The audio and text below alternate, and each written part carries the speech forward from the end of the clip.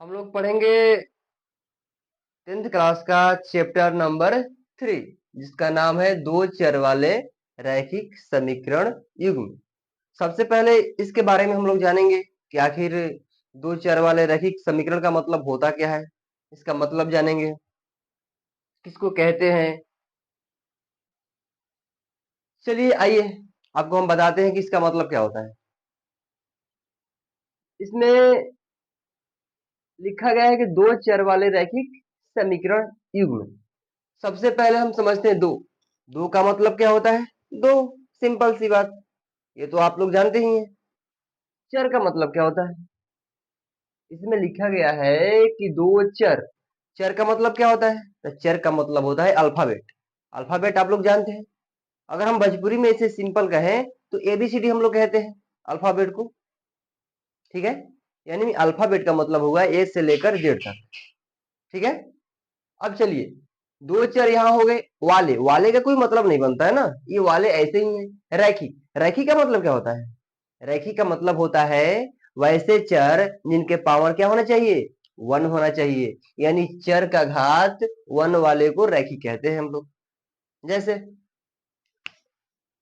हमने कहा कि चर का घात वन होना चाहिए। चर कुछ भी हो सकता है, क्योंकि चर का मतलब ही होता है अल्फाबेट ए से लेकर जेड तक। यानी अगर हम x उठाते हैं तो x का पावर क्या होना चाहिए? वन होना चाहिए। यानी चर के घात अगर वन रहेगा तो उसे हम क्या कहेंगे? रैखिक कहेंगे। अब बात करते हैं समीकरण का। देखिए, समीकरण हम उसी को कहेंगे जिसमें बराबर जीरो आएगा। याद रखिएगा, समीकरण तभी होगा जब बराबर जीरो होगा। ठीक है, अब आइए, युग्म का मतलब क्या होता है? युग्म का मतलब होता है जोड़ा। यानी रैखिक समीकरण जब भी आएगा एक साथ दो आएगा। जोड़ा का मतलब होता है हमेशा दो। यानी रैखिक समीकरण जब भी आएगा एक साथ कितने आएंगे? दो आएंगे।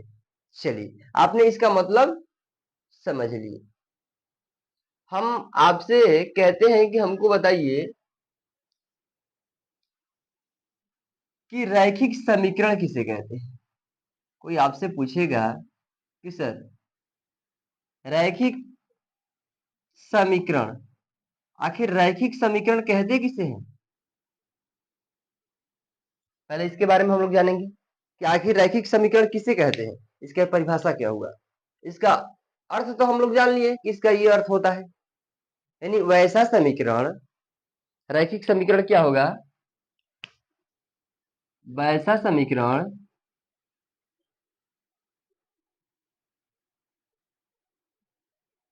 वैसा समीकरण जिसमें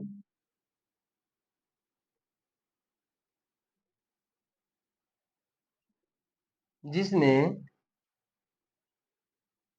चर का घात एक हो। चर का घात एक हो, उसे रैखिक समीकरण कहते हैं।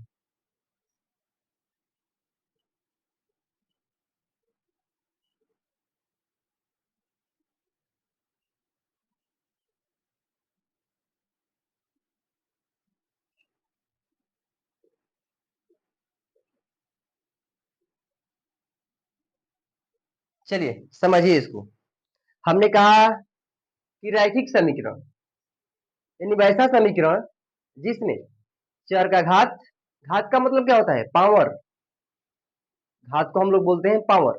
यानी वैसा समीकरण जिसमें चर का घात एक हो, उसे रैखिक समीकरण कहते हैं। देखिए, आपके मन में एक सवाल आना चाहिए शायद कि सर, आखिर हम रैखिक समीकरण को किस तरीके से लिखते हैं।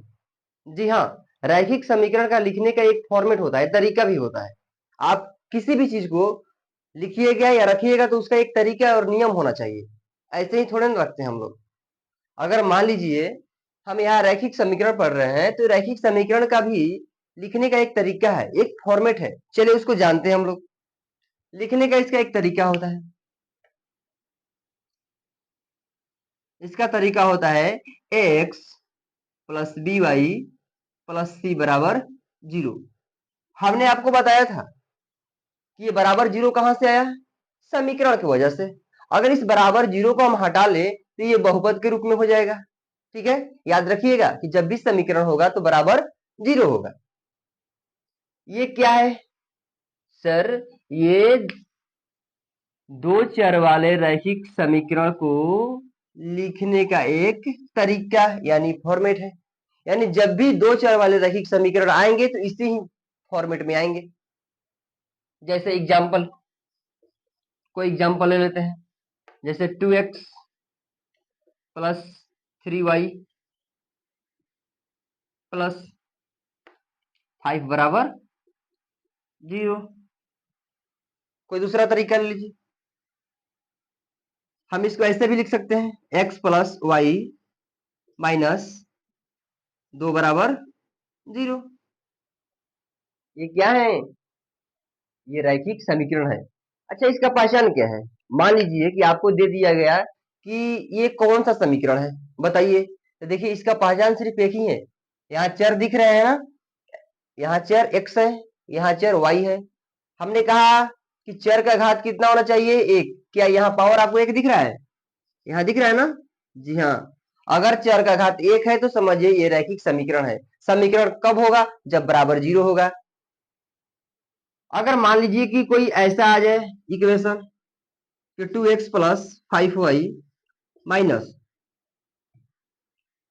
3 बराबर 2। अब हमको बताइए क्या ये रैखिक समीकरण है कि नहीं? चलिए इसको हल करते हैं। ये क्या होगा? 2x plus 5y। क्या ये -3 है? अब बराबर के उस तरफ क्या है? +2। इधर लाएंगे तो -2 हो जाएगा, बराबर 0 होगा ऐसा। अब इसको हल कर सकते हैं ना। 2x प्लस 5y, ये दोनों आपस में जुड़ जाएंगे माइनस में, तो क्या हो जाएगा? -5 बराबर 0। ये आगे किसके रूप में? रैखिक समीकरण के रूप में। रैखिक समीकरण का पहचानने का सिर्फ एक ही तरीका है। वो तरीका क्या है आपके पास? कि इसके चर का पावर क्या होना चाहिए? एक होना चाहिए, बस।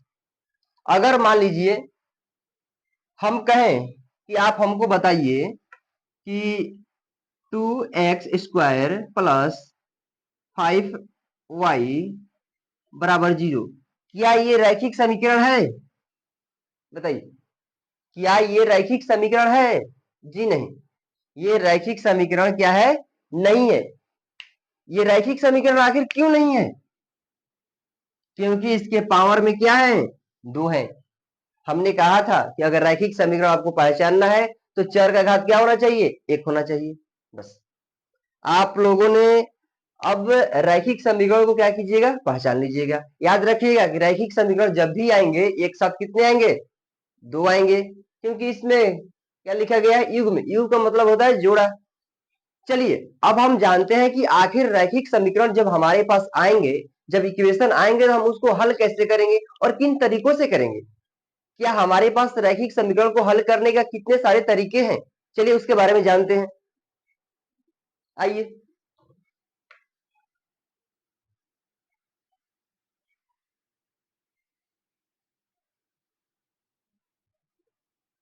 चलिए,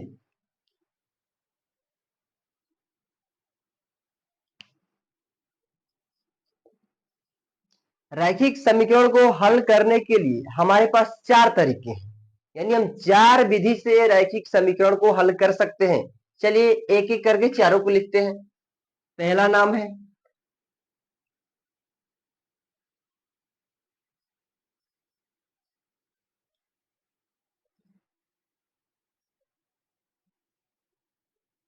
पहला क्या नाम है? विलोपन विधि। यानी हम रैखिक समीकरण को विलोपन विधि से हल कर सकते हैं। दूसरा नाम क्या हुआ?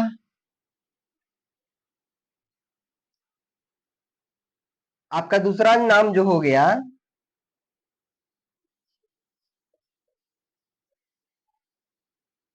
ग्राफीय विधि। तीसरा नाम हो गया वज्र गुणन विधि।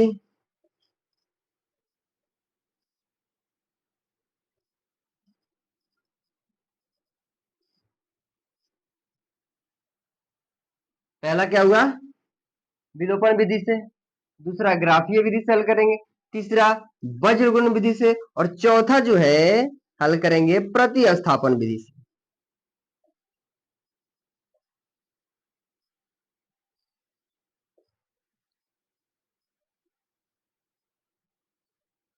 चलिए, हमारे पास ये 4 तरीके हैं। इन 4 तरीकों के सहारे हम किसी भी रैखिक समीकरण को हल कर सकते हैं। ठीक है, याद रखिएगा कि जब आप लोग बोर्ड के एग्जाम में वहां पर जाइए, वहां पर आपको जाने के बाद जो ये ग्राफीय विधि दिख रहा है ना, ये 5 नंबर के दिखेंगे। ठीक है, आपको ग्राफ के सहारे हल करना क्वेश्चन होता है। क्वेश्चन को अगर हल कीजिएगा तो 3 नंबर मिलते हैं और 2 नंबर का ग्राफ होता है। अगर ग्राफ खींचिएगा तो उस पर 2 नंबर मिलते हैं। यानी जब ग्राफीय विधि से आएगा, ये आएगा ही नहीं, ये 100% ये फिक्स है कि ये आइबे करेगा। ठीक है, और कितने नंबर का आएगा? 5 नंबर के। अब ये 3 बचते हैं, इन तीनों में से कोई एक ही आएगा। याद रखिएगा, या तो विलोपन आए, या तो वज्र गुणन आए, या प्रतिस्थापन। इन तीनों में से कोई एक ही आएगा, वो 2 नंबर में आएंगे। याद रखिएगा, 5 नंबर यहां से आएंगे और यहां इस तीनों में से कोई एक ही आएगा, वो 2 नंबर में आएगा। 7 नंबर यहां से हो गए और 3 से 5 नंबर यहां से ऑब्जेक्टिव पूछ लिए जाते हैं। और इस चैप्टर से टोटल आपको मिनिमम 10 नंबर और मैक्सिमम 12 नंबर के क्वेश्चन पूछ लिए जाते हैं। चलिए, अब हम बात करते हैं इसके आगे। इसको मिटा दें। चलिए, इसको भी मिटा देते हैं। आप लोग इसको लिख लीजिएगा। ठीक है,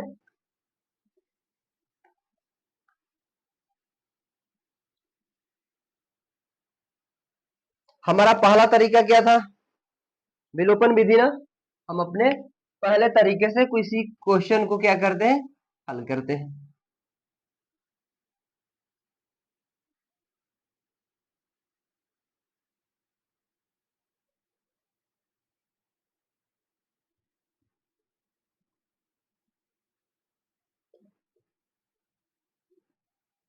चलिए, हम समझते हैं कि आखिर किसी भी रैखिक समीकरण को विलोपन विधि से कैसे हल करते हैं। हम कोई क्या करते हैं? रैखिक समीकरण को लेते हैं। जैसे हमारे पास मान लीजिए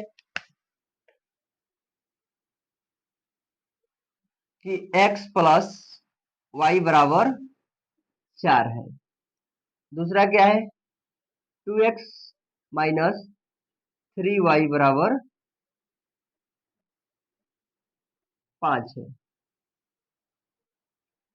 इसमें तो बताने की कोई जरूरत नहीं है ना कि ये रैखिक समीकरण है। आपको दिख रहा होगा यहाँ पर इसके एक घात क्या है? एक है, इसमें भी एक है, इसमें भी एक है, इसमें भी एक है। यानी अगर चर का घात एक है, इससे साबित हो रहा है कि एक रैखिक समीकरण है। चलिए, अब हमको ये बताइए कि ये रैखिक समीकरण जो है ना, इसको विलोपन विधि से कैसे हल करेंगे। हल करने से पहले आपको क्या करना है, चलिए हम आपको बताते हैं। सबसे पहले आपको पहले वालों को इसको मान लेना है समीकरण फर्स्ट। क्यों? क्योंकि ये पहले नंबर पे है। ये सेकंड नंबर पर है, इसीलिए हम इसको मान लेंगे समीकरण 2। ठीक है, चलिए। विलोपन विधि में एक तरीका होता है। विलोपन विधि में या तो x या तो y, हमारे पास दो ही दिख रहे हैं ना चर, या तो x दिख रहा है या तो y दिख रहा है। नीचे x और y दिख रहा है, या तो आप x को बराबर कर लीजिए या तो आप y को बराबर। बराबर का मतलब क्या होता है कि अगर यहाँ पर 2x है तो यहाँ भी 2x होना चाहिए, बराबर हो जाएगा। अगर यहाँ 3y है तो यहाँ भी 3y होना चाहिए, ये आपस में बराबर हो जाएंगे। तो ये मान लीजिए हम x को बराबर करना चाहते हैं, तो x को बराबर करने के लिए हमको समीकरण फर्स्ट में क्या 2 से गुणा करना होगा ना, क्योंकि हमारे समीकरण 2 में क्या है? 2x है। अगर इसमें हम 2 से गुणा कर लेंगे तो ये भी 2x हो जाएगा। चलिए, हम इसको बराबर करते हैं और जो भी करेंगे पहले उसको क्या करेंगे? हम लोग लिखेंगे। क्या लिखेंगे? कि समीकरण 1, 1 कौन सा है? ये ऊपर वाला, यानी समीकरण 1 गुणे 2। ठीक है, माइनस, अब क्या लिखेंगे? कि समीकरण 2। अब बताइए, हम इसमें 2 से गुणा कर रहे हैं इसको बराबर करने के लिए। जब इसमें हम 2 से गुणा करेंगे ये तो बराबर हो जाएगा। क्या इस दूसरे वाले समीकरण में भी किसी से गुणा करना पड़ेगा क्या? जी नहीं, क्योंकि ये 2 जब यहाँ आ जाएगा ये बराबर दोनों हो जाएंगे, तो अब इसमें किसी से गुणा नहीं करेंगे, बस समीकरण 2 लिख देंगे ऐसे ही। चलिए यहाँ जो हम लिखे हैं वही काम अब करते हैं कि समीकरण 1 गुणे 2, इसमें 2 से गुणा करते हैं। एक बात का और ख्याल रखिएगा कि जब हम समीकरण 1 लिखे हैं, इसका मतलब यहां से लेकर यहां तक इन तीनों में हम 2 से गुणा करेंगे। आप ये मत सोचिएगा कि हमको सिर्फ x में गुणा करना है, जी नहीं, आपको इस तीनों में गुणा करना होगा 2 से। करिए, जब हम x में 2 से गुणा करेंगे तो क्या होगा 2x, ये प्लस y में गुणा करेंगे 2 से तो क्या होगा 2y, बराबर जब हम 4 में गुणा करेंगे 2 से तो क्या होगा 4 दूनी 8, ये हो गया। अब इसके बाद हम लिखे हैं माइनस, माइनस का मतलब आपको हम समझाते हैं। चलिए उसके पहले क्या है समीकरण 2, हम समीकरण 2 को क्या करेंगे चुपचाप लिख देंगे, इसमें कुछ छेड़खानी ना करेंगे हम।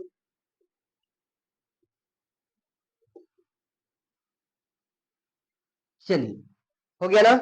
अब हम आपको बताते हैं कि इस माइनस का मतलब क्या होता है, क्योंकि इसके बीच में आपको माइनस दिख रहा होगा ना, आखिर इस माइनस का मतलब क्या होता है।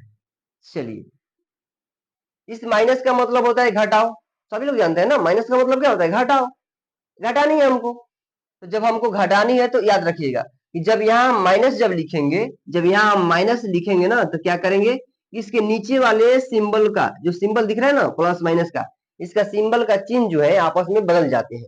इसके आगे क्या है प्लस दिख रहा है ना, क्योंकि अगर हम मान लीजिए कि यहाँ हम 5 लिखे हैं तो इसके आगे क्या है प्लस है ना, ये प्लस हमेशा छिपा रहता है, तो इसके भी आगे क्या है प्लस है, तो ये प्लस है तो इसका चिन्ह जब प्लस बदलेगा तो किस में बदलेगा ये माइनस में।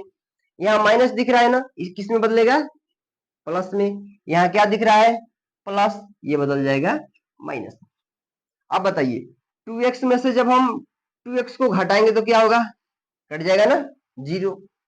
अब यहाँ क्या है 2y प्लस 3y, याद रखिएगा जो पहले माइनस था अब उसको काउंट ना करेंगे, अब जो चिन्ह बदल कर आया है उसको काउंट करेंगे।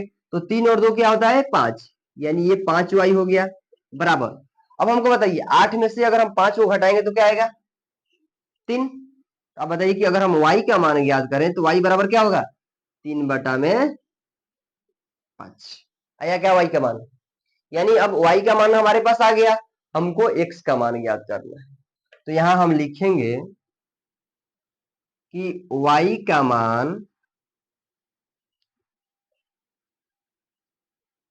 समीकरण, अब बताइए हमको y का मान समीकरण 1 में रखें या 2 में, ये आपकी इच्छा है, ये इसमें आप स्वतंत्र हैं कि समीकरण 1 में रखिएगा या 2 में, ये आपकी मर्जी है, जो आपको आसान दिखे, जो भी समीकरण आपको आसान दिखता है उसमें रख लीजिए। हम समीकरण 1 में रखते हैं क्योंकि हमको एक आसान दिख रहा है,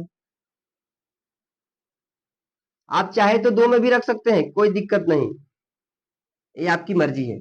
चलिए हम समीकरण 1, हम बोले हैं कि समीकरण 1 में रखेंगे तो हम सबसे पहले समीकरण 1 को लिखेंगे। तो समीकरण 1 क्या है x प्लस वाई बराबर 4।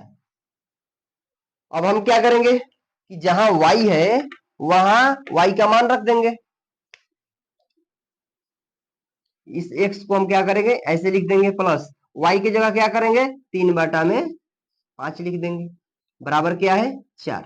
अब हमको बताइए ये प्लस में इधर दिख रहा है, बराबर के इस तरफ प्लस में है, हम बराबर के उस तरफ जब ले जाएंगे तो ये माइनस में हो जाएगा ना। चलिए उस तरफ करते हैं, नहीं x बराबर लिखते हैं ये 4, ये प्लस इधर आकर माइनस में हो गया 3/5। अब इसको हल कर लीजिए, चलिए यहां हल करते हैं, इसका एलसीएम लीजिए, एलसीएम क्या होगा 5, एलसीएम 5 हो गया ना। इसके बाटा में क्या है 1 है, 1 से भाग करेंगे तो क्या होगा 5 बार में, अब 5 चौके क्या होता है 20, ये माइनस 5 एकम 5 एक बार में यानी 3। अब बताइए 20 में से 3 को घटाएंगे तो क्या आएगा 17, यानी 17/5, ये किसका मान है x का। लास्ट में हमको लिखना होगा कि अतः x बराबर 17/5, y बराबर क्या निकल कर आया y बराबर 3/5। याद रखिएगा आप लोग कि आप इसको आंसर ना लिखेंगे, क्या लिखना है आपको आंसर नहीं लिखना है, इसको सॉल्व लिखना है। ये सॉल्व हो गया, याद रखिएगा इस बात को, हमको क्या नहीं लिखना है आंसर नहीं लिखेंगे हम लोग, ठीक है। ये हमारा रहा पहला विधि, जिसको हम लोग विलोपन विधि नाम दिया। याद रखिएगा, ये विधि जो विलोपन विधि है, ये किसी भी इक्वेशन को हल करने में ये सबसे आसान तरीका है। समझ जाइए, ये सबसे आसान, हम आपको बता रहे हैं ना, इसलिए आपको इतना बड़ा दिख रहा होगा। जब आप सीख जाइएगा ना, ये बहुत आसान है। और इसमें विलोपन विधि का बनाने का एक तरीका क्या है कि आप इस दो पदों में से किसी एक को बराबर करेंगे, किसी एक को, आपकी मर्जी। आप चाहते तो y को भी बराबर कर सकते थे। y को बराबर करने के लिए हमको क्या करना होता कि समीकरण 1 में 3 से गुणा कर लेते, क्योंकि y में क्या है 3, इसमें 3 से गुणा करेंगे, 3y बराबर, हमने x को बराबर कर लिया। ये आपकी इच्छा है। याद रखिएगा कि विलोपन विधि से आप जब भी बनाइएगा तो उसका सिर्फ एक ही तरीका है। वो तरीका क्या है आपके पास कि आप या तो x को या तो y को, इस दोनों में से किसी एक को आप क्या करेंगे, बराबर करेंगे, बस। चलिए इसको लिख लीजिए।